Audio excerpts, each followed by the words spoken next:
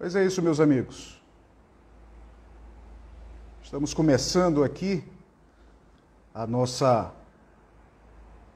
live pela Resistência Cultural e com o nosso queridíssimo professor Leonardo Penitente. Vamos ver se ele entra aqui na sala. Acredito que já tenha entrado. Vamos ver aqui. Antes de tudo, a todos, muito boa noite, salve Maria Santíssima. Vamos começar. Já estão entrando algumas pessoas aqui, alguns amigos. Os amigos e leitores da Resistência estão entrando. O Wilson Lenk, o Danilo, Pedro, Carlos Júnior.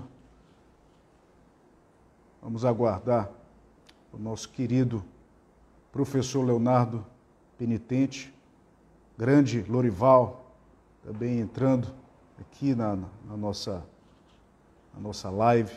Carlos Júnior, boa noite a todos. Muito obrigado a todos.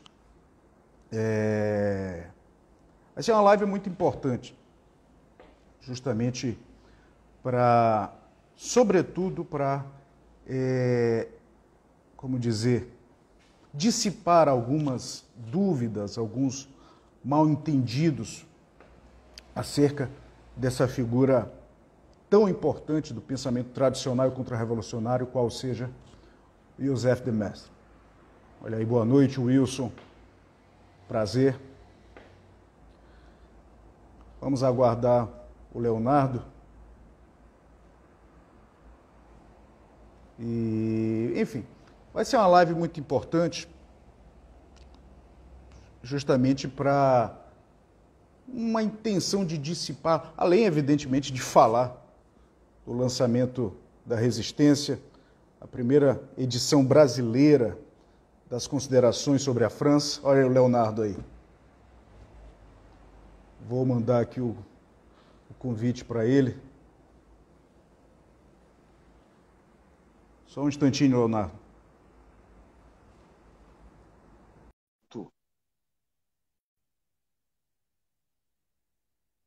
Sérgio de Souza, faz tempo que eu não converso com o Sérgio de Souza. Pronto. Querido Leonardo Penitente. Meu amigo José Loredo. Prazer imenso conversar contigo, uma satisfação imensa.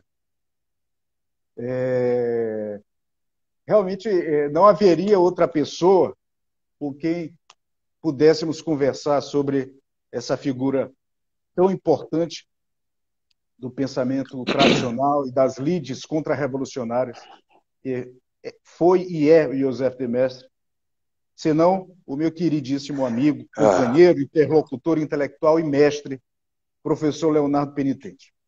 Bondade sua, querido. A satisfação é muito grande, a alegria é muito grande, Leonardo. Ô Loredo, muito obrigado a você, muito obrigado à Resistência, obrigado pelo seu trabalho, o bem que você tem feito a esse país, a todos nós.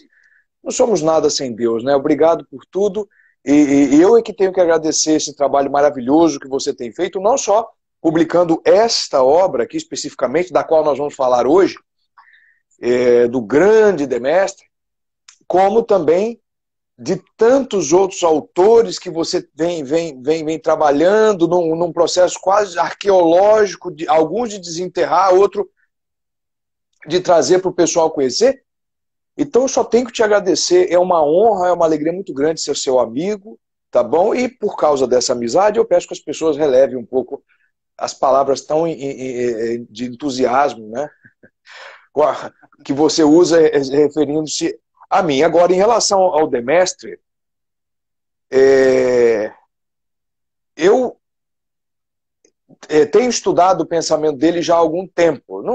Não chegaria a dizer que talvez... Eu sei que tem outros nomes tão interessantes que poderiam estar aqui conversando contigo a respeito, inclusive o próprio professor Nani aqui, que escreveu a introdução, e uma introdução belíssima, bem fundamentada. O livro todo é uma maravilha, desde o plano estético ao plano do conteúdo, nós vamos falar daqui a pouco.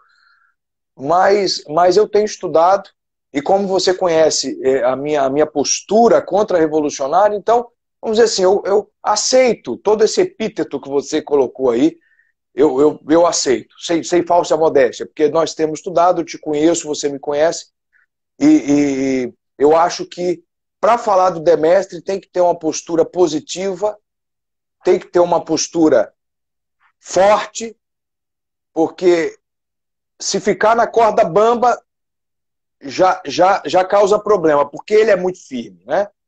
Mas é isso, querido. Obrigado. Estamos aqui à disposição. Não, ô, Leonardo, sou eu que agradeço imensamente. É sempre muito bom, a gente sempre conversa muito, troca muitas ideias, e eu conheço teu posicionamento.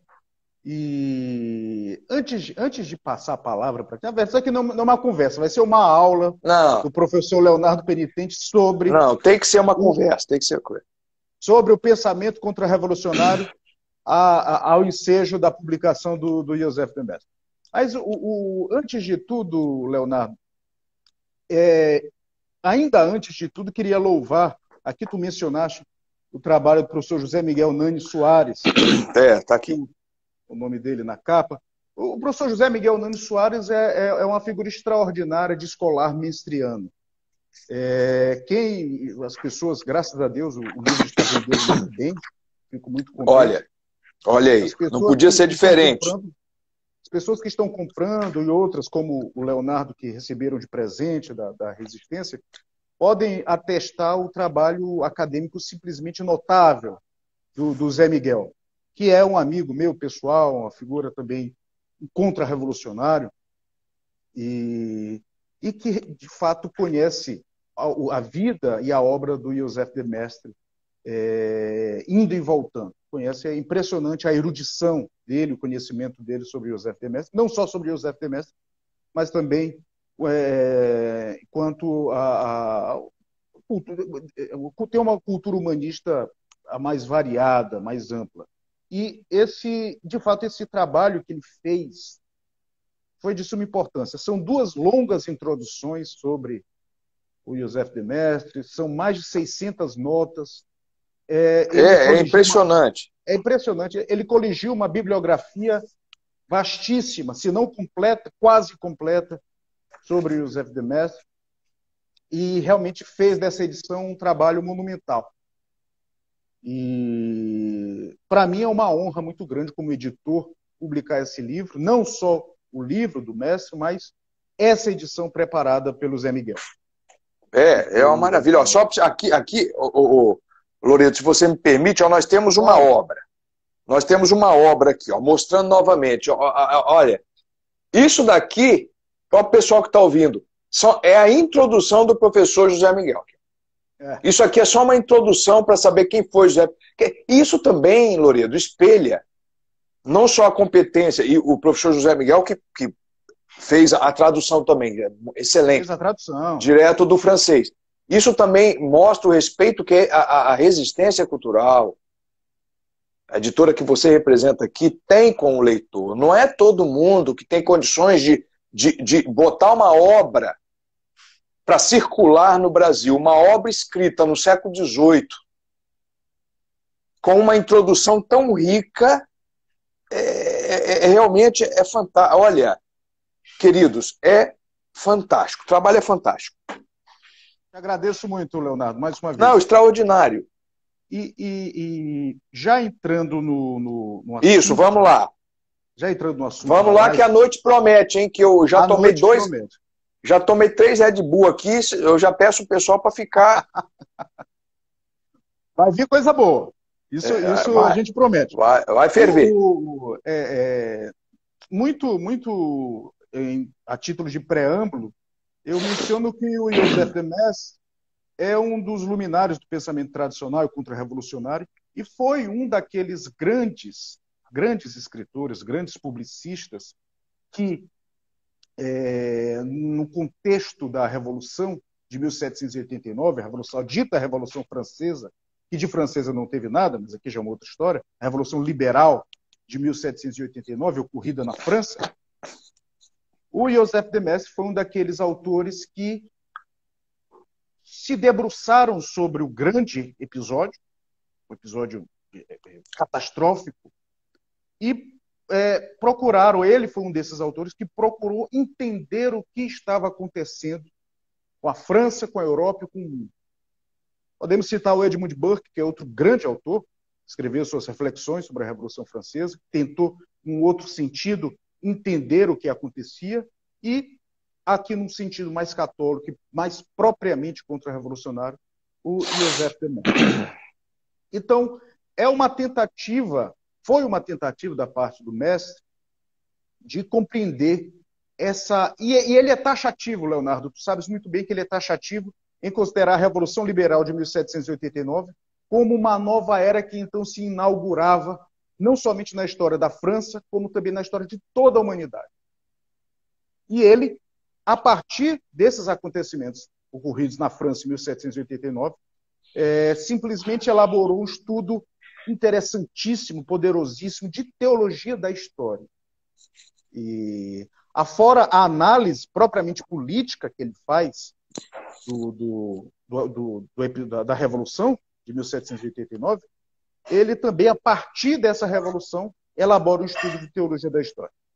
Então, feito esse preâmbulo, eu passo a palavra ao nosso queridíssimo professor Leonardo Penitente, que, de certo, vai ter muito mais cabedal para tratar desse assunto, que é tão espinhoso, tão importante, tão necessário nos dias de hoje. Porque nós estamos vivendo num mundo inaugurado com a Revolução de 1789. Eu poderia dizer, somos vítimas, num certo sentido, daqueles acontecimentos verdadeiramente catastróficos. Leonardo, por favor, a palavra é tua. Querido amigo, obrigado. Essa introdução foi perfeita, você descreveu o de Maistre, pelo menos a grande dimensão que ele representa para nós. Ele, de fato, é um contra-revolucionário. Não é? Por quê? Você falou aqui do Burke. Olha, Loredo, tem um mistério para mim que acontece no Brasil especificamente. Eu acho que no Brasil, é o nosso país, eu conheço mais. Eu acho que é ainda maior do que a Revolução Francesa, esse mistério. Eu acho que nem o Joseph de Maistre conseguiria resolver esse negócio. Que é explicar isso, porque é o seguinte. Como é que um Edmund Burke, numa nação preponderantemente católica como a nossa, é mais conhecido do que de Maistre? Como pode... E aqui, talvez, já começando a falar, a gente pode...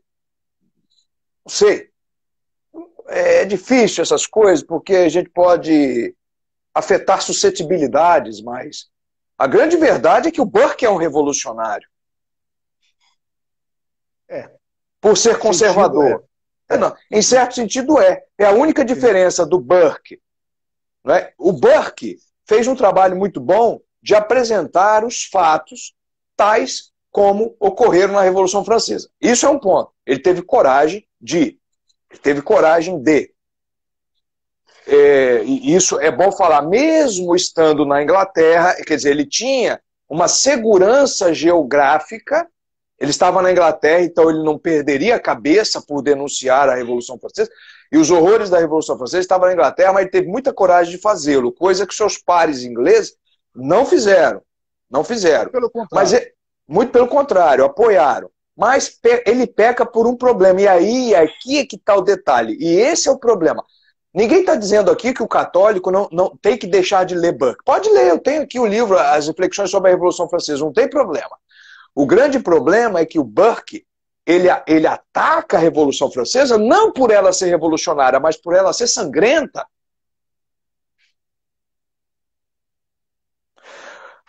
E isto é a característica própria do conservador, porque como diz Chesterton, o papel do progressista, do progressista é antecipar a revolução, e do conservador é atrasá-la. Mas ambos têm um pé na revolução. Tanto que o Burke, por exemplo, no livro, se um católico desatento lê o livro do Burke, ele ele vai beber, vai acabar aceitando uma ideia que é extremamente prejudicial para nós católicos, é o seguinte, que a Revolução Inglesa, por exemplo, foi maravilhosa, precisa ser conservada, tanto que o Burke escreve o livro justamente para fazer frente, para contrariar a ideia do Price de que a inglesa, a Revolução Francesa, nada mais, ou a Revolução Liberal, enfim, francesa, nada mais era do que uma consequência da inglesa, que na verdade ele estava certo. E o Burke diz, não tem nada a ver, aquilo... Ou seja, temos que manter a Revolução Inglesa, mas a Revolução Francesa é ruim. Então você vê que o Burke tem esse problema. Então eu faço votos, e é um mistério que não entra na minha cabeça, como é que pode uma obra como a do Demestre? Olha, pessoal, agora nós não temos mais desculpa. O Loredo, com a Resistência, publicou a obra, além de tudo, está belíssima, tem fotos, tem quadros aqui, numa tradução muito bem feita. Não há desculpa para um católico ficar preferindo ler Burke e não ler Joseph de Maistre. Agora, o que separa Burke de Maistre? O que faz o Burke ser uma criancinha perto da grande maturidade que tem o de Maistre? Porque o de Maistre, ele tem uma visão da história que é sobrenatural. E tu disseste muito bem, a teologia da história. Porque o que o Burke faz é uma história pela história, ele conta os fatos. Os fatos foi sabendo que aquilo foi horripilante, que aquilo foi sangrento. Agora eu quero a chave sobrenatural. O que é a Revolução Francesa do ponto de vista sobrenatural? Onde ela se localiza? Onde ela está no plano histórico? Qual é o significado sobrenatural dela? E isto, na minha modesta opinião, só o de Maistre conseguiu fazer. Por quê? Porque ele usa uma ideia que faltou a Burke.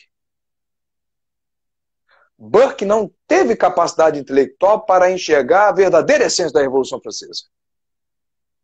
Ele não teve. Não teve. Por que ele não teve? Porque se ele vai mais fundo, ele ia perceber que a mesma inteligência, a mesma mente que movimentou a Revolução Francesa foi a mesma que movimentou a inglesa que ele tanto defendia. Ele não pode descer mais fundo. E o de Maistre desce mais. Então, o de Maistre, ele olha as águas mais profundas, ele não fica só na superfície como Burke. Burke é um homem superficial. Quando fala da Revolução Francesa. Ele pode até ter outros escritos, talvez interessantes, tenham aqui sobre a beleza, etc. Mas, quanto à Revolução Francesa, é isso. Então, me perdoe até a linguagem um pouco mais agressiva, talvez seja, mas tem que ser dito. Por que um homem desse prospera e um de Maistre não prospera? Não tem sentido. Quando, na verdade, os dois tinham que prosperar, se for falar a verdade. Agora, o católico tem que ficar muito atento para ler obras como a do Burke, tem que ficar muito atento. Porque há pequenos venenos ali, frascos, que você não vai observar. E está ali. Pois bem, agora, voltando ao de Maistre. O de Maistre, como eu estava dizendo, o que é o grande lance dele, que o Burke não teve? E que ele teve. E depois dele, muitos outros autores começaram a ter, mas ele abriu-a. Ele lê a história do ponto de vista tradicional católico, que é a mesma coisa que dizer. Com as chaves teóricas de Santo Agostinho. Porque Santo Tomás é o doutor teológico, o anjo da escola. Mas o Papa Leão XIII considera o Santo Agostinho o doutor da história. Na igreja, doutor da história é Santo Agostinho. Quem quiser estudar a história tem que estudar conforme as lições de Santo Agostinho. E Santo Agostinho foi muito claro no momento em que ele diz que a história ela transcorre em dois níveis. O nível humano, que é aquele que o Burke ficou preso, e o nível sobrenatural. Então, Santo Agostinho diz que toda a história humana, do Gênesis ao Apocalipse, do início ao fim, ela vai transcorrer com uma luta entre o grupo de Satanás, né? Satanás que influencia alguns homens, e tem alguns homens que trabalham para o satânico aqui na Terra. E, por outro lado, você tem São Miguel Arcanjo, né? Que é o abandeirado que defende os direitos de Deus. E haverá aqueles aqui na Terra que estarão juntos com São Miguel Arcanjo, e haverá aqueles que estarão juntos com Satanás, com Lúcifer. Pois bem. Então só tem essas duas bandeiras do início até o fim. Então tem toda a história humana, ela não se reduz ao plano histórico. Tem um fio que nos liga ao plano sobrenatural. Tem um canal que nos liga ao sobrenatural. E o grande impacto dessa obra do Joseph de Maistre, né, Considerações sobre a França, quer dizer, em que ele faz a análise, que nós poderíamos dizer, uma análise agostiniana da Revolução Francesa. Assim como Santo Agostinho fez uma análise católica, a respeito da queda do Império Romano. E isto é um problema. Por quê? E aí a gente já pode entrar. Talvez, Loreto, se você me permitir, porque há muitas coisas, mas a gente pode ir mesclando um pouco da ideia geral que ele traz no livro, porque senão a gente começa a dar muito spoiler também, né? Senão, eu fiz uma coisa aqui que detalhei muito o livro Considerações sobre a França, mas eu acho que é uma injustiça, porque você acaba privando a pessoa de ler. A pessoa precisa ler. Não é? Por mais que você seja inteligente, brilhante, estou longe de ter os dois atributos, mas por mais que você seja isso, você não vai conseguir ser tão brilhante e inteligente como o próprio escrito do Joseph de Maistre. Então, se a gente começar a detalhar muito aqui, as pessoas falam, tá bom, entendi tudo, estou satisfeito com a live, não preciso ler. E não é esse o nosso... Mas dá para ter um panorama geral. Então vamos fazer um misto assim, de apresentar a vida dele junto com as ideias, vamos fazendo um misto. Primeira coisa. O Joseph de Maistre, ele nasce em 1753. A Revolução Francesa vai estourar daqui a pouco. 1789. Então ele é um homem que viveu suficientemente para pegar a Revolução Francesa. Ele já era maduro, né? Ele já era maduro, ele viu... Uns 40 anos, 40 e poucos anos. Poucos anos, isso mesmo. Ele viu a giripoca piando lá. Agora, mas ele também, ele viu aonde? Ele estava, né, uma parte, ele não é, quer dizer, o Joseph de Maistre, ele não pode ser considerado rigorosamente um francês, porque porque ele nasceu, embora tenha esse nome, ele nasceu em Chambéry, mas Chambéry era um ducado pertencente, quer dizer, era uma regiãozinha, uma cidadela pertencente, né, ao ducado de Saboia, né, que naquela época pertencia ao reino de Piemonte, era italiano, era um negócio meio italiano. Então ele, na verdade, é italiano. Que Saboia só veio a pertencer à França em 1860. Né? Mas ele então ele viveu em Saboia, um pouco longe de Paris, onde tudo estourou, a Revolução. Mas ele estava acompanhando. Pois bem, não é nosso interesse aqui ficar entrando em filigranas da vida dele, porque nós não somos revista Caras, que só fica uma coisa meio fofoca, mas o fato é o seguinte.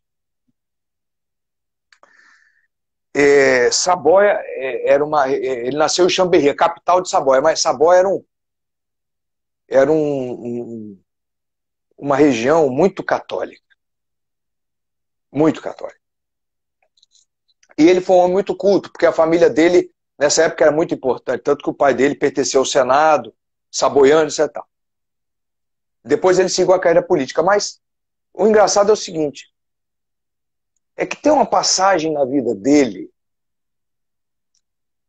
que costuma trazer uma certa perplexidade. Principalmente nós que somos contra-revolucionários, né, querido? Que foi a passagem que ele teve pela maçonaria. É? Ele pertenceu a 2 lojas, ele se desentendeu com uma loja, depois foi para outra. E aí, quero explicar para as pessoas que estão aqui o seguinte, mas qual é o problema dele ter pertencido à maçonaria? Por que nós estamos dando uma ênfase a isso? Porque nós sabemos que a maçonaria, se não for o maior, se não for o único, foi pelo menos um dos maiores braços revolucionários contra a Igreja Católica. Inclusive, hoje já está mais do que comprovado, mas na época de Demestre não dava para conhecer os dados que nós temos hoje, com tanta clareza. Está mais do que comprovado que a maçonaria foi a grande mentora da própria Revolução Francesa. Basta dizer aqui que a grande maioria dos chamados iluministas franceses, Voltaire, D'Alembert, Condorcet, foram maçons. Voltaire se iniciou em Londres. E numa loja de Londres. Então causa uma certa perplexidade que um homem como Demestre, que escreveu tão bem, que analisou tão bem, que penetrou tão profundamente na alma da Revolução Francesa, entendendo o que foi aquilo, do ponto de vista católico, esse homem tenha entrado para a maçonaria. Agora, a maçonaria que provocou todo o problema. Não é? Pois bem, como explicar isso? Aí nós temos que ir, não é? Há 2 pontos aqui. Primeiro, o primeiro biógrafo do Demestre, isso pouca gente trata, viu? O primeiro biógrafo do Demestre foi o filho dele, Rodolfo Demestre. Aliás, esse filho do Demestre, depois, constituiu família e hospedava em sua casa São João Bosco. São João Bosco. É uma família muito ligada aos salesianos. Então eu não tenho por que duvidar do testemunho. Mesmo, tudo bem, ele é filho. Alguém pode alegar. Não há uma certa parcialidade por ser filho, etc. Mas era um homem muito virtuoso, o filho dele. Um homem que hospedava. São João Bosco não ia ficar na casa de qualquer um, né? Eu imagino. E hospedava. Então o que acontece? Ele escreveu a primeira biografia do Demestre. Então, ele diz, olha, o meu pai passou, principalmente, um período muito, muito curto e na maçonaria, ele logo se desentendeu, logo viu o problema e saiu sem deixar qualquer sequela. Essa é uma frase dele, do filho dele. Interessante, eu não sabia disso. Então, saiu sem deixar nenhuma sequela. Ponto. Isso é página virada. E o resto é intriga. Pertenceu, pertenceu. Deixou de pertencer. Especialmente porque, isso é importante, Saboia, nós sabemos que os jesuítas foram tornados ilegais pelo Papa Clemente, né? E só em Saboia os jesuítas permaneceram. E o Demestre estudou com eles. E se tem uma organização na Igreja Católica, ou pelo menos tinha,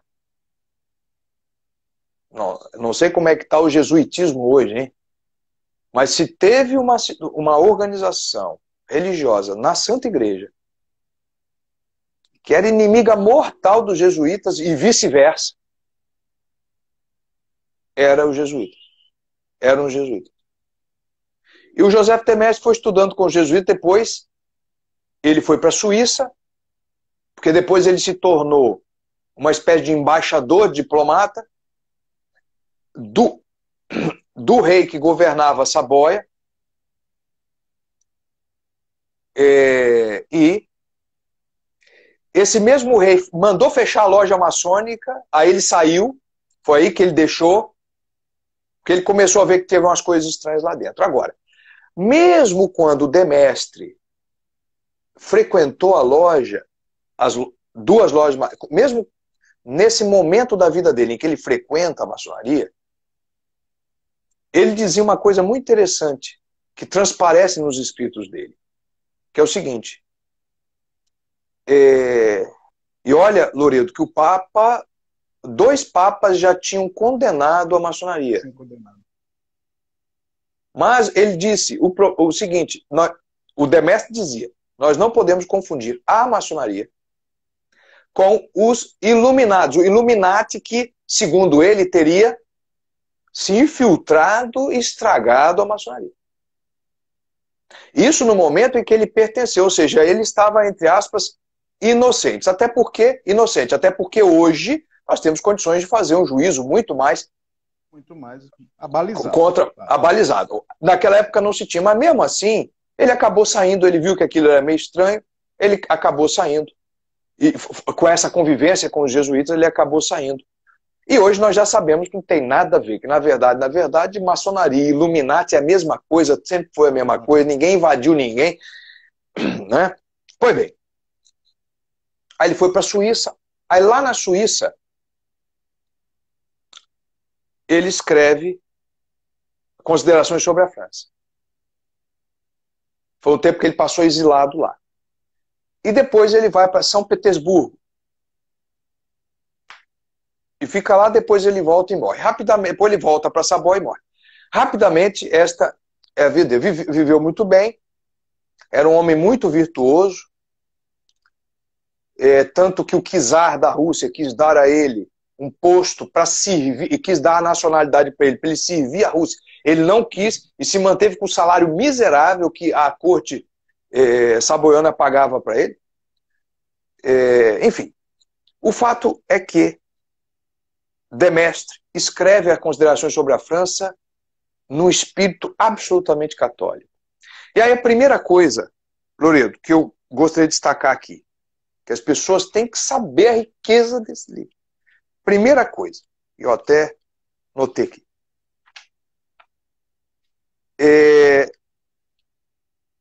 A primeira análise que ele faz, e que na minha opinião é obra de gênio. Aí eu fico absolutamente abismado, meu Deus do céu. Como é que a gente pode trocar um de Mestre por um Burke? Olha, primeira coisa que o Burke faz na consideração sobre a França. Ele começa a analisar os antecedentes históricos da Revolução Francesa. Coisa que o Burke não faz, e nem poderia fazer. Estou falando muito do Burke aqui, porque eu sei que, em termos de Revolução Francesa, talvez seja a obra mais lida, né, no Brasil, pela chamada direita brasileira, os conservadores brasileiros. Não, acho que não só no Brasil, Leonardo. Acho que no mundo inteiro, né? Praticamente no mundo inteiro, acredito eu. A gente não tem dado empírico para isso, mas eu vejo, quer dizer, eu conheço muita gente, quer dizer, pô, nunca vejo ninguém citar, como dizia o de Mestre, não, é Burke. Pô, gente, por favor. Só um adendo, Leonardo, só para a gente ter uma ideia sobre isso, esse paralelo entre Mestre de um lado e Burke de outro, que é interessante. No Brasil, há 3 edições distintas, 3 traduções distintas das reflexões do Edmund Burke. Isso. Isso é sintomático. Pô, aqui nós esperamos. Aqui nós esperamos. Aqui a gente teve que esperar 1.500 anos para ter uma tradução do de Mestre. Aliás, perdão, 500 anos para ter a tradução do de Mestre, eu estou ficando gaga. Não é?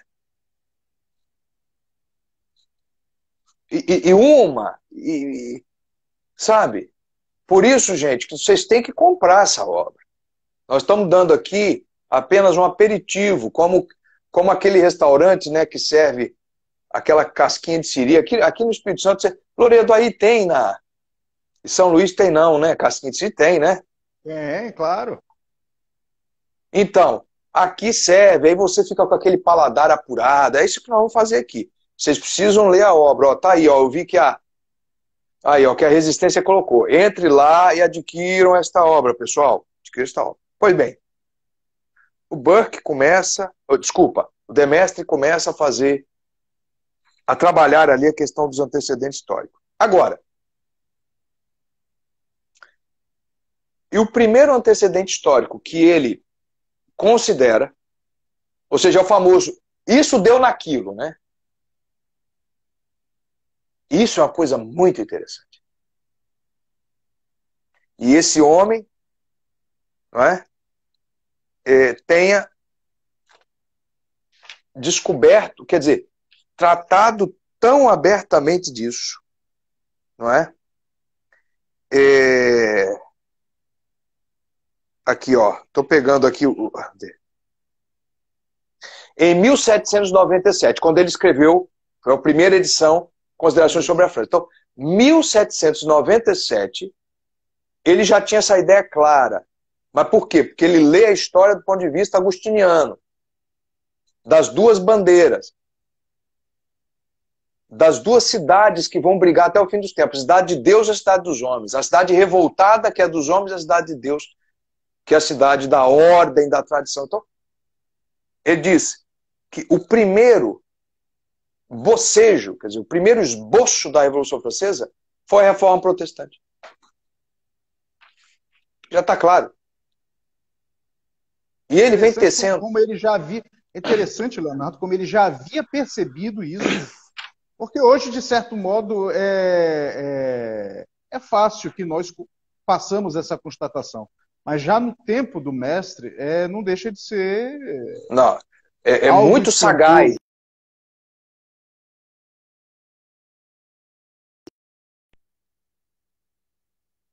Ser lido hoje por nós.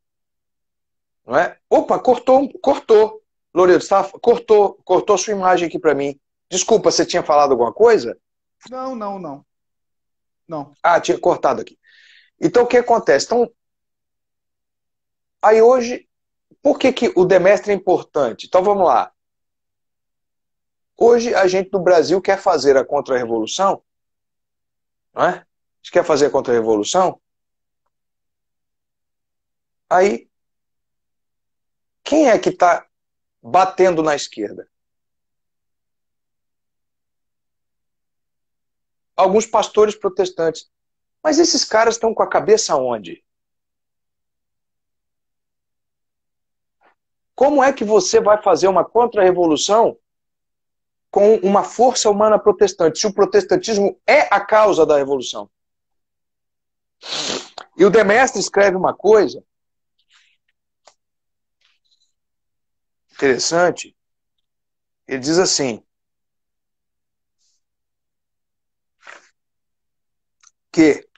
assim, olha só,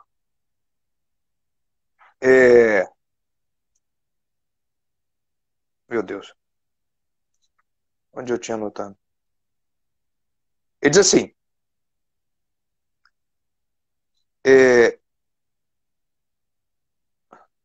depois, ele diz, olha o que fez, Luís XVI foi um rei bom.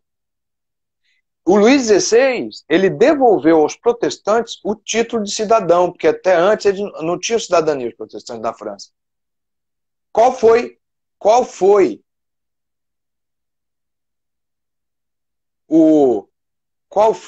a gratidão que os protestantes tiveram com Luís XVI? Aí diz aqui, o Rabot de Saint-Étienne, que foi o ministro, era um ministro protestante do rei Luís XVI. Ele financiou a Revolução Francesa. E quando foi constituído o diretório junto com Robespierre e Marat, ele votou a favor da guilhotina, da morte de Luís XVI. Nenhum protestante foi perseguido pelo diretório, pela Assembleia, primeiro pelo diretório e depois pelo governo de terror. Nenhum protestante foi perseguido, só o sacerdócio católico. Só os católicos foram perseguidos. Então, aí o Demestre diz, a única força, só o catolicismo pode contrariar eficazmente a revolução.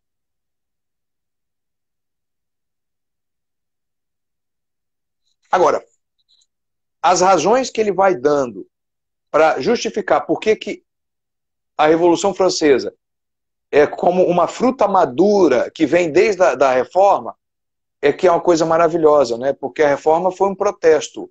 O individual em cima do universal. Eu.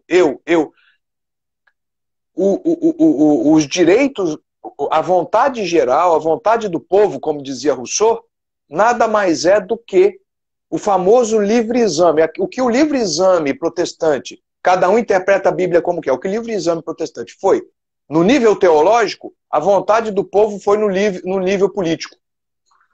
Exatamente. Não tem mais autoridade. Por isso que tiveram que cortar a cabeça de Luís XVI. Porque Luís XVI representava a autoridade. Assim como Lutero tirou a autoridade da igreja, que é a única que pode dizer como eu interpreto a Bíblia e qual é a interpretação correta, assim também se cortou o cabelo de Luís XVI. E o protestantismo é, em si, o espírito do republicanismo revolucionário. Todo protestante ele tem que ser contra a monarquia tradicional. Não a monarquia parlamentar, que é essa imitação barata que tem na Inglaterra. Isso é um simulacro de monarquia. Não é? Nós estamos falando da monarquia tradicional, orgânica. Esta monarquia que Demestre defende, nenhum protestante pode defender. Se ele defender, eu conheço um que defende, então ele é católico e não sabe. Não é? Agora, então, uma dos antecedentes históricos é a reforma. O outro é a Revolução Inglesa. A Revolução Inglesa. Inclusive, ele traça um paralelo muito bonito entre o rei, que era católico, que foi deposto pelos protestantes da Revolução Inglesa, e Luís XVI. É verdade. Muito interessante esses dois. Então, ele vai traçando aqui, não é, esses antecedentes históricos. Então, na verdade, essa é uma parte que, para mim, é fabulosa. Depois, ele começa a falar de como a Revolução Francesa só ocorreu por quê?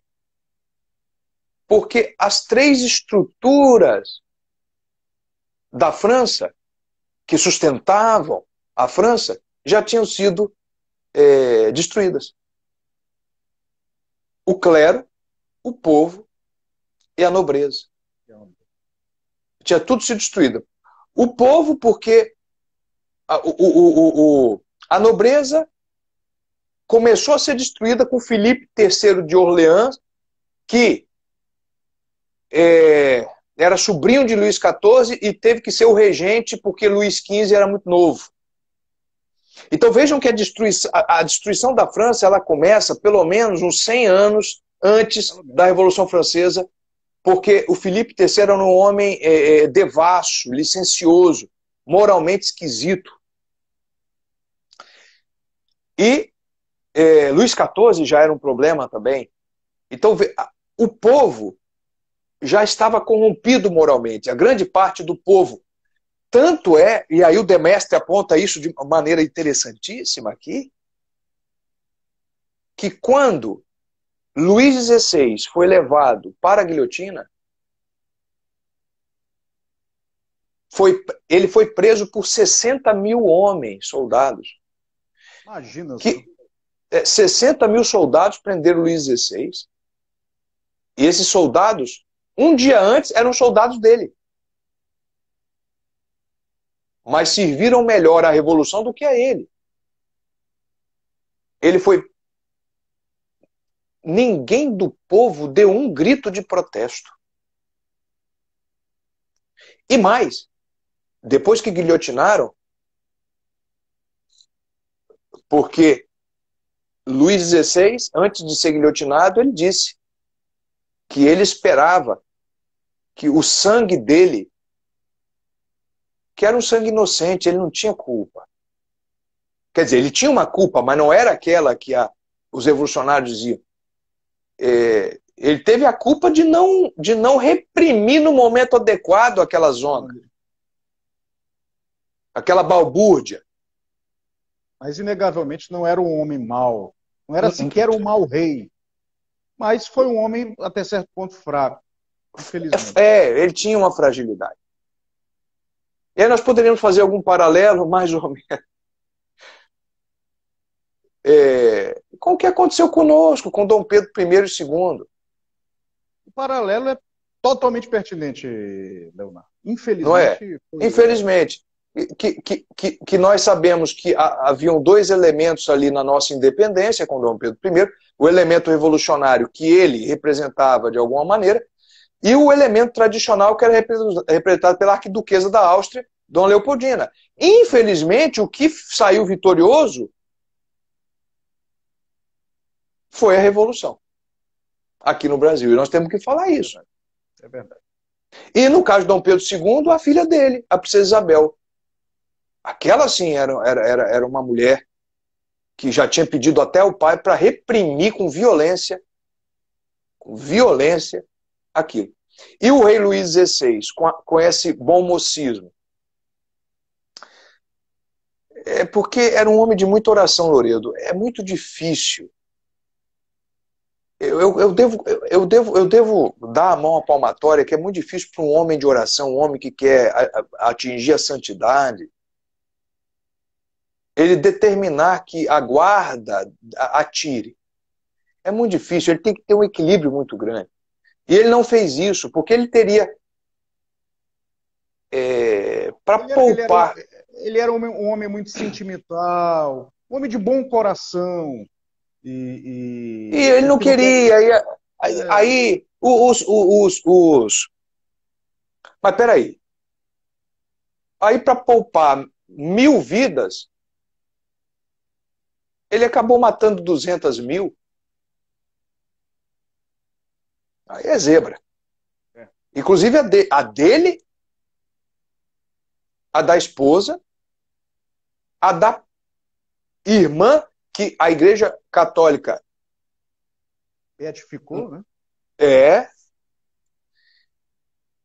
E os filhos, porque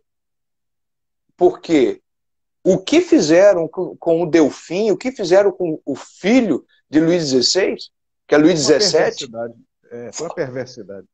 Aquilo, olha, o Loredo, aí sim.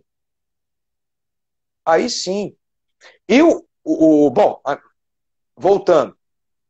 Então, o caso de Luís XVI, e o Demestre tem uma coisa maravilhosa a respeito de Luís XVI, e ele diz, ele não deixa de ter a sua culpa. Isso. Aí, ó, isso aí. Esse é o Delfim. Isso aí. E mas continua, aí, tá. Aí ele diz o seguinte, que, muito bem, hein? Rapaz, é de chorar. E aí o que acontece? O Demestre diz, olha o que é ter uma visão sobrenatural. O sangue deste rei inocente, o que vocês fizeram... Primeiro, o Demestre diz, a França sofreu a Revolução Francesa porque foi um castigo, porque a França apostatou da sua vocação. Ela foi o primeiro povo bárbaro convertido. Diz aqui o Demestre, olha que bonito. Onde Burke tem essa... Burke está alucinado. Onde Burke tem um negócio desse? Olha que beleza, nós temos que ler os verdadeiros autores católicos. Porque é profundo, dá uma significação mais profunda para a coisa. Não fica essa balela. Veja bem, A França é a filha primogênita da igreja. O primeiro povo bárbaro convertido pela igreja, com o seu rei Clodoveu. E a França trai Jesus, trai a sua vocação. Quando ela começa a namoriscar com licenciosidades, já com Luís XV, começa a namoriscar com o iluminismo, aqueles salões franceses, toda a guerra cultural que já havia, só a publicação de uma obra,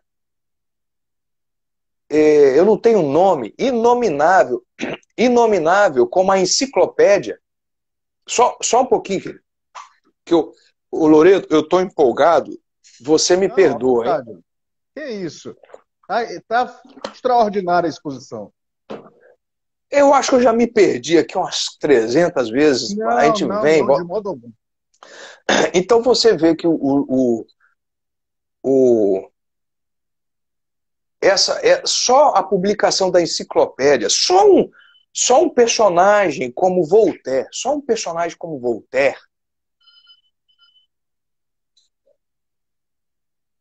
já seria suficiente para fazer a mão de Deus pesar sobre a França. E pesou. E até nisso o Demestre é agustiniano. Por quê? Você vai ler Cidade de Deus, os primeiros 10 capítulos. Tá bom, filho.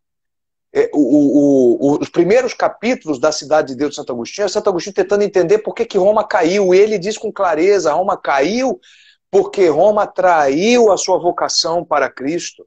E cada nação tem uma vocação, assim como nós temos. E Demestre diz isso com clareza, que olha que visão profunda. Cada nação, cada país tem uma vocação diante de Jesus, diante de Cristo.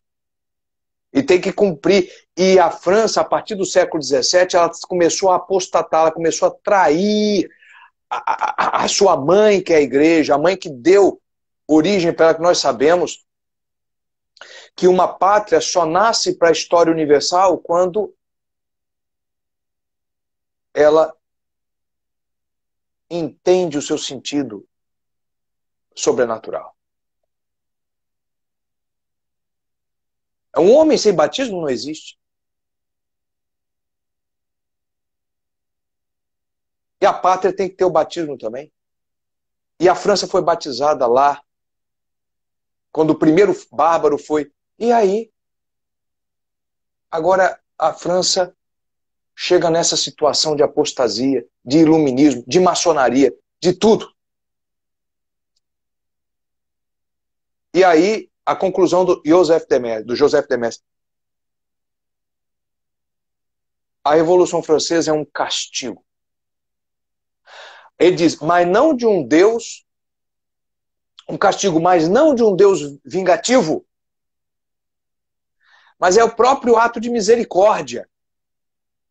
Porque Deus quer salvar a França. E Deus vai salvar a França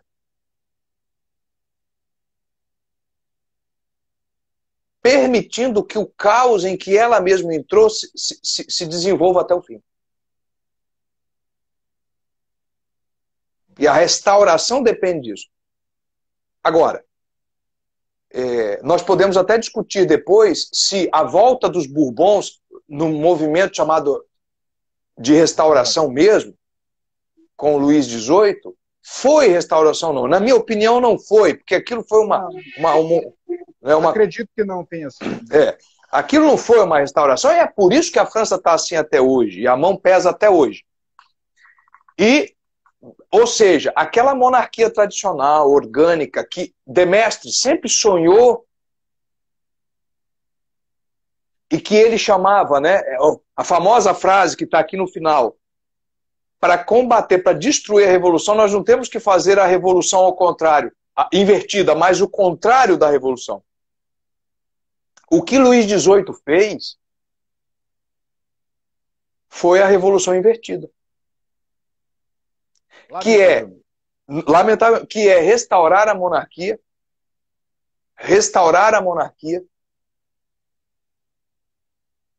mas negociando com os bandidos revolucionários. uma espécie de casamento aleijado, escochambrado, mas a monarquia tradicional não voltou. Não voltou. Essa revolução, ao contrário, não voltou. E aí precisou-se derramar o sangue de Luís XVI.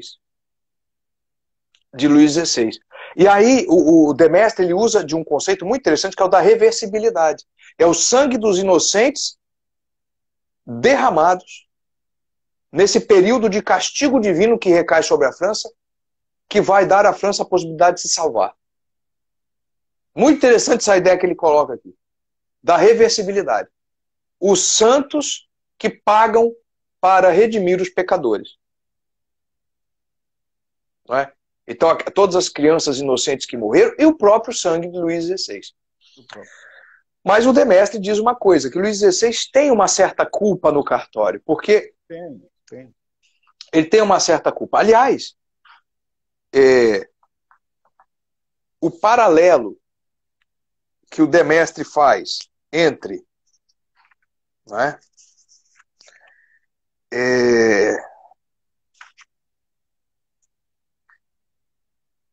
O julgamento, quer dizer, o martírio de Luís XVI, comparado, né, com o martírio de Nosso Senhor, é muito bonito. Né? Porque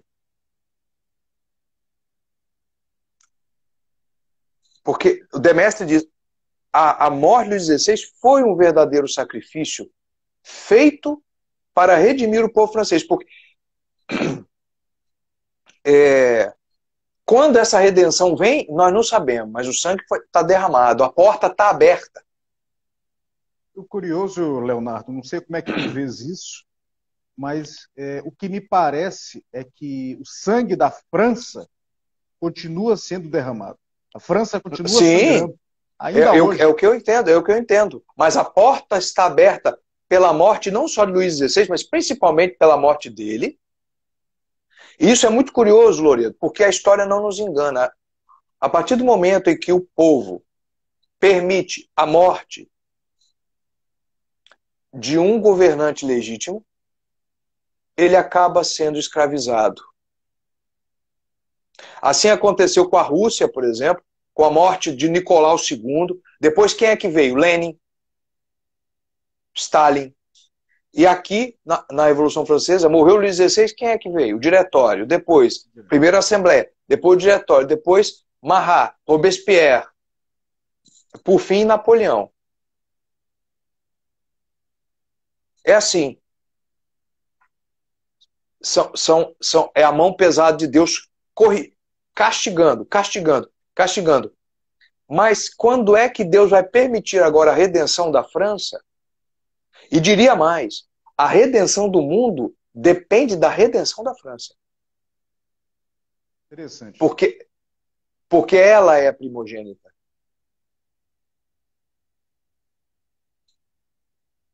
Se a França não recupera a sua vocação, dificilmente o Brasil recuperará a dele, Portugal recuperará a dela, e a Espanha recuperará a dele. Tem que começar pela França, porque se a Revolução Francesa começou na França, a contra-revolução vai ser na França. A França tem o papel de nos conduzir, se Deus permitir, e se o anticristo não chegar antes, a uma nova cristandade. Interessante. Agora, diz aqui, ó. O que Caifás disse quando viu Cristo? Convém que morra um homem só por todo o povo. Foi Caifás. E o que disse Robespierre quando assinou o decreto de morte, votou pela morte de Luís XVI? São palavras de Robespierre. Luís deve morrer para que a pátria viva. Coisa aterradora. Olha aí. E aí, Luís XVI foi levado à guilhotina, né? Tá? Ele teve as mãos amarradas, Nosso Senhor também. Né? E depois, Nosso Senhor na cruz disse, nós conhecemos, Pai, perdoa porque não sabem o que fazem. E Luiz, antes de ser guilhotinado, disse, rogo a Deus que o sangue que venha derramar, o meu sangue que será derramado, não caia jamais sobre a França. Você vê que Luiz estava rogando pela França. Não é? Agora, olha que engraçado. Os soldados romanos dividiram a túnica de Cristo. Curiosamente,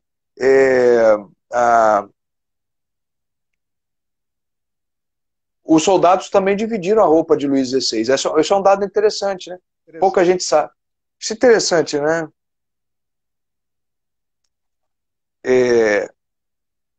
Agora, depois da morte de Luís XVI, teve um popular que subiu no patíbulo, enfiou a mão assim no sangue e aspergiu na multidão. Ó, dizem que o sangue de Luís XVI vai cair sobre nós. Então já caiu, pronto. Continua. Continua a festa. Por isso que o Demestre diz, a Revolução Francesa é, em essência, satânica. Ponto. Por isso, foi o único que soube o que foi a Revolução Francesa. A Revolução Francesa foi um movimento satânico. A pura maldade. A pura maldade satânica. Os abandeirados de Satanás, a cidade dos homens, ela eclode ali. Ela já começa na Revolução Francesa, vem pelas outras revoluções menores, mas ela... E aí, tu disseste muito bem, que é uma frase dele, quer dizer, a Revolução Francesa não é um movimento, é uma época. Uma época que ainda não acabou, porque o comunismo já é fruto dela. É fruto dela. Aí, muito bem, por que o Demestre tem que ser lido pelo brasileiro hoje? Porque a república em que nós vivemos, essa democracia que nós vivemos, é revolucionária. A Constituição que nós temos é revolucionária. O fato do Brasil ter tido uma Assembleia Constituinte já é uma expressão revolucionária, uma Assembleia Constituinte que se abriu em 85. Isto é revolução. Nós não temos... Nossa cara não treme de vergonha por termos tantas instituições revolucionárias como nós temos. E nós achamos que vamos sair desse caos institucional que nós estamos com mais democracia, com mais república. E também o Joseph Demestre já deixou claro. Porque, Loredo, a grande preocupação e a tentação que sempre existe, que é a propaganda enganosa dos revolucionários, é o seguinte, não, vamos fazer uma revolução de cabeça para baixo, invertida, e não uma contra, e não o contrário dela. Por quê que eu digo isso? Porque, por exemplo, vamos lutar contra a revolução, sim. Como é que você vai lutar? Vamos lutar pela guerra cultural, vamos começar pela guerra cultural. Tá, como é que você vai fazer? Vamos botar professores competentes, bons, vamos tirar os professores doutrinadores, vamos colocar bons professores. Tá bom. Vamos ocupar espaços. Vamos ocupar espaço. O que você está fazendo aqui? Você está pegando a fórmula de Gramsci e invertendo. Invertendo. Demestre ensinou, não vai dar em nada. Vai dar em nada. Primeiro que você vai levar 30 anos para esse negócio acontecer. Até lá, meu filho. Até lá. Acabou. Outra coisa. Como é que nós vamos vencer o PT? Como é que nós vamos vencer a esquerda? Vamos vencer qualquer coisa que apareça. Apoia um novo presidente, ah é?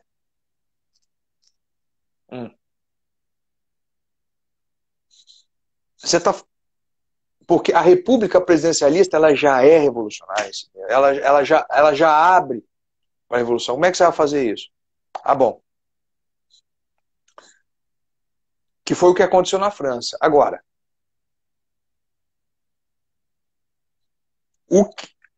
aí vem a outra possibilidade. Não. Vamos instaurar... Ah, olha aí. Ó. Eu sabia que vinha essa pergunta. E então? Vamos instaurar uma monarquia parlamentar, que também é uma instituição revolucionária. Não é?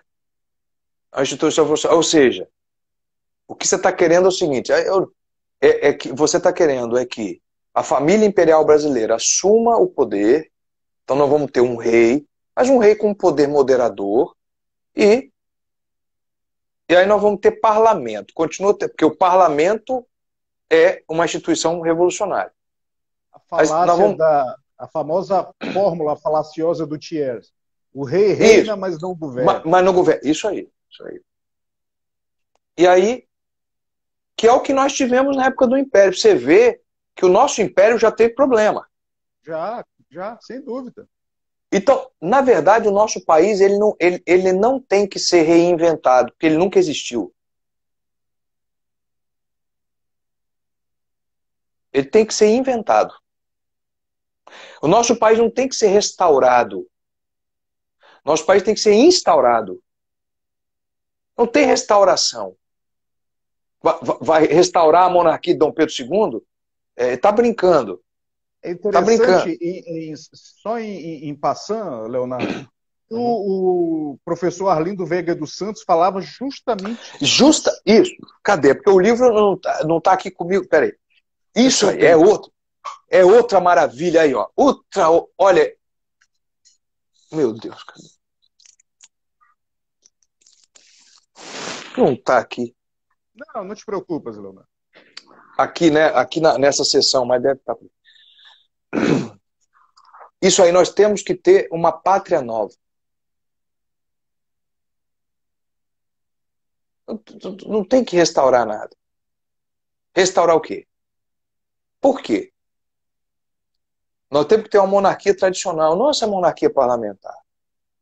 Por quê que não? Porque é o seguinte, a gente acha que está no controle. Ah, vamos fazer uma monarquia parlamentar como quebra-gelo para a gente chegar na tradicional. Mas olha aqui, nós estamos subestimando a força da revolução. A revolução vai nos tragar.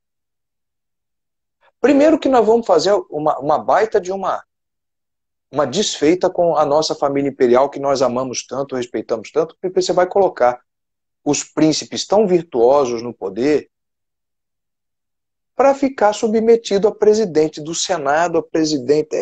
Imagina. Esse negócio que está aí, e você não vai poder fazer nada. Ah,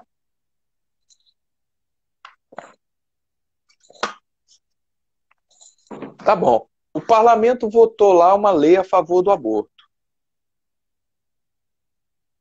Né?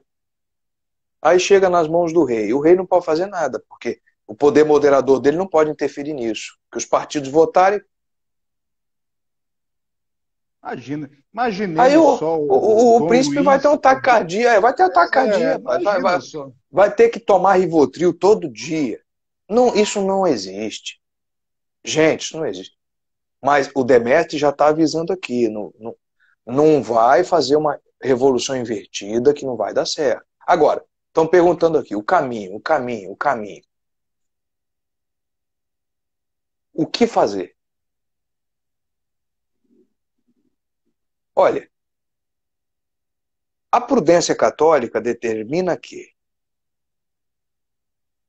não tendo como fazer no momento uma contra-revolução, como eu acredito que não temos, de fato, por N motivos, não vem ao caso, nós vamos rezar e tentar dançar conforme a música com o que nós temos.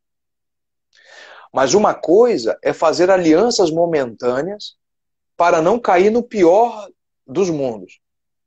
Outra coisa é se contentar com isso, porque a nossa revolta aqui, Loredo, é com o povo que vai para a rua com aquelas faixas, clichês românticas, queremos a democracia de volta, queremos um STF novo, quando o problema está justamente em ter estas instituições.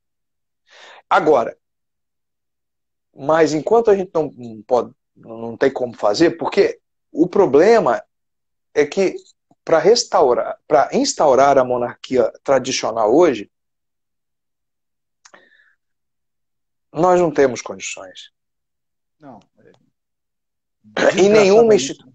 Não temos. Infelizmente, nós temos que reconhecer nossas limitações. E a prudência determina que, para trocar uma coisa antiga pela nova, se for ocasionar um mal maior, um mal muito grande, muito derramamento de sangue, é melhor, não é?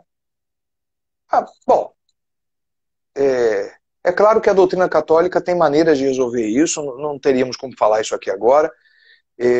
Por exemplo, a aceitação passiva do povo, o povo tem que estar muito consciente de que isso não presta, de que isso tem que ser... E aí tem coisas também que a gente não pode falar diretamente aqui. Mas eu destacaria e ainda destaquei muito, hein? Eu nem ia falar, provavelmente, um texto disso que eu falei aqui, para que as pessoas sintam a profundidade e a dimensão do que é uma obra dessa, e eu fico me perguntando, mais uma vez, volto à pergunta inicial. Loredo, esse empreendimento editorial que tu fizestes aí, olha aqui, pessoal, olha aqui, pessoal, olha aqui. Olha que maravilha. Olha, é um livro maravilhoso. Então, esse empreendimento aqui, pessoal, vocês têm que adquirir esta obra. Aliás, eu pediria que todos vocês conhecessem primeiro, né? Para quem não conhece, para quem nunca visitou, para quem visitou, mas não olhou tudo, eu peço que vocês olhem atentamente toda a loja da Livraria Resistência Cultural online, os livros que eles publicam, não é? E pedindo uma especial atenção nesse do Demestre e no patrianovismo do Arlindo, que é brasileiro da Gema, é nosso Demestre brasileiro, porque as duas obras se conversam. Se conversam. Para vocês saberem o que é o verdadeiro pensamento católico, antirrevolucionário.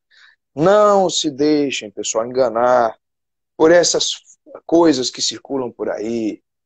Não sejam católicos liberais, não sejam católicos conservadores. Agora tem essa moda de conservador. Olha, Loredo, eu sei que parte o meu coração, também parte o seu, porque nós temos muitos amigos que são conservadores. Mas veja bem, nós temos um respeito muito grande. Eu mesmo tenho amigos.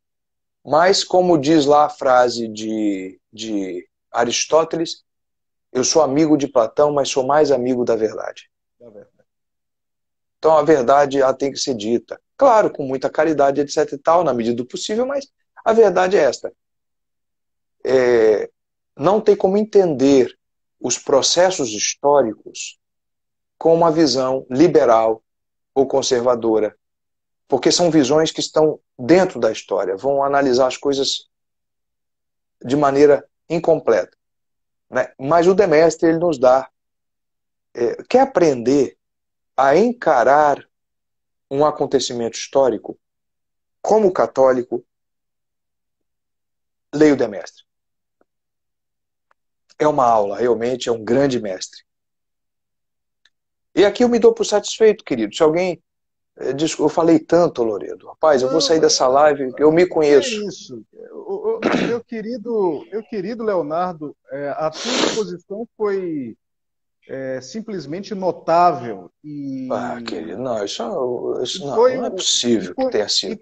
E constitui uma inspiração a todos nós. A tua exposição foi tão substanciosa, tão fecunda, que dificilmente eu poderia e teria condições de acrescentar algo a mais. Há tantos pontos. Eu falo sério, tu sabes que eu não sou de querido, não, eu sei, mas eu fui constrangido. Não. A tua exposição tocou em tantos pontos importantes, fundamentais de todo de toda essa problemática envolvendo o mundo, a modernidade política, a história, o alcance para além da imanência de todos os acontecimentos, a atuação mesma da providência divina, que, punindo a França, quer que a França se levante, quer que a como está punindo o Brasil, como está punindo o Brasil. Como pune o Brasil, como pune, de um modo geral, toda a antiga cristandade, todo o Ocidente, que é ainda muito nominalmente, muito formalmente cristão, mas as comparações que tu estabeleceste, as comparações entre, de um lado, Mestre, de outro, Burke, a comparação que tu colocaste acerca, de um lado, o que ocorreu na França, e de outro, o que ocorreu aqui mesmo no Brasil, com o golpe republicano do 15 de novembro. Isso. O fato de que tanto a monarquia brasileira quanto a monarquia francesa, ambas não caíram propriamente a partir de um inimigo externo, mas caíram de podre, caíram por conta dessa deposição das armas por parte daqueles que deveriam defender com o seu sangue não somente as instituições políticas, mas a pátria, mas o nome sagrado do nosso Senhor Jesus Cristo e a sua igreja.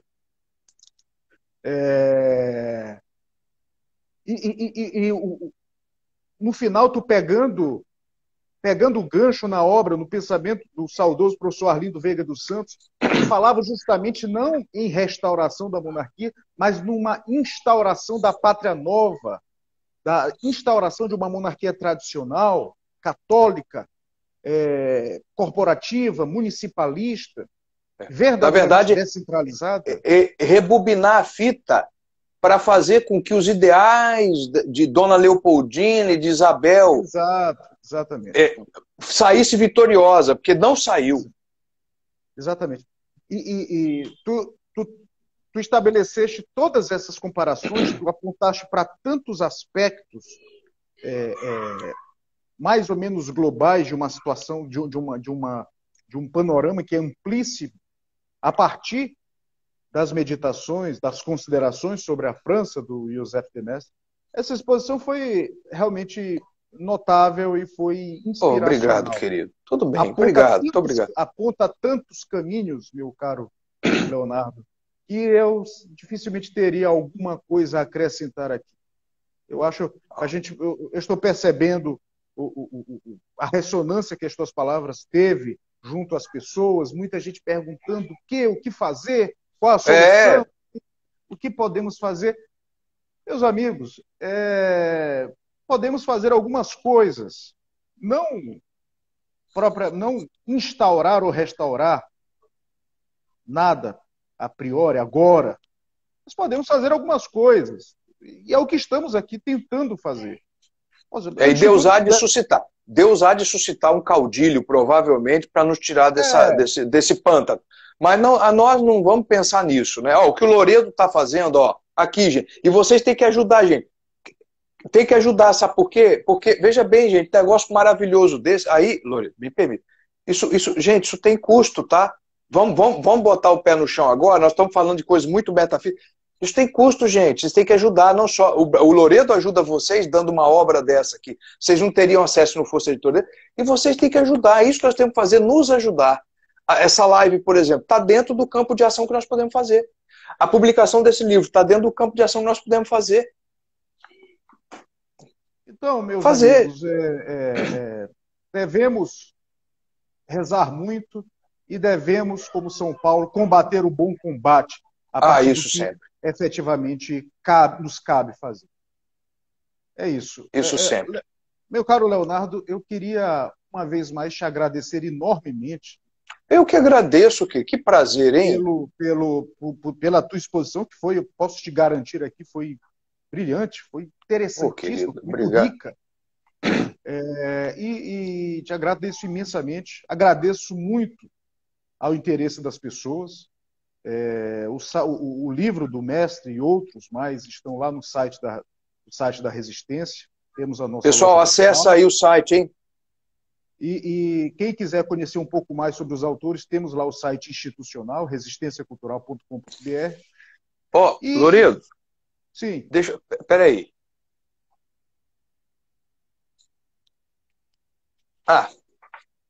Ó, eu quero, mas só porque isso tudo tá interligado, hein? Interligado.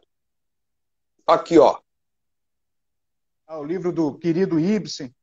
Mas essa obra, eu estou mostrando aqui, pessoal, isso tudo vocês vão encontrar. Agora, gente, olha a qualidade do livro. Mas, ó, vocês têm que ver uma coisa maravilhosa que a Caroline faz, o Alessandro. O Loredo tem um negócio maravilhoso. Deixa eu falar uma coisa para vocês. Tem aqui nesse livro, ó, da Contra-Revolução e seus inimigos, ó. Esse livro tem um capítulo aqui sobre a Arquiduquesa da Áustria que eu quero dizer para vocês uma coisa. Tudo lá, vocês têm que adquirir, gente. Vocês estão perdendo tempo, gente. Aproveitando que o Leonardo mencionou, esse livro também, novo livro do professor Ibsen, também é um dos lançamentos da Resistência. Aí, ó, quer dizer, a vocação do Brasil aí, ó. Olha. Então é isso, meus amigos. Leonardo, te agradeço. Obrigado, querido. Obrigado. Muito obrigado. Agradeço também a todos. Digo que a live vai sim ficar gravada, vai ser disponibilizada no canal de YouTube da Resistência. E peço que entrem no site da Resistência, comprem se puderem, se não puderem, divulguem, mandem para os amigos, rezem por nós, rezem pelo professor Leonardo. Por todos nós. E é isso. Mantenhamos a chama acesa, mantenhamos o olhar fixo no luzeiro de Cristo sempre. Rei. Amém, amém. Viva Cristo Rei sempre. Obrigado, querido. Obrigado, pessoal. Até mais. Obrigado, Loredo. Até a próxima. Muito boa noite.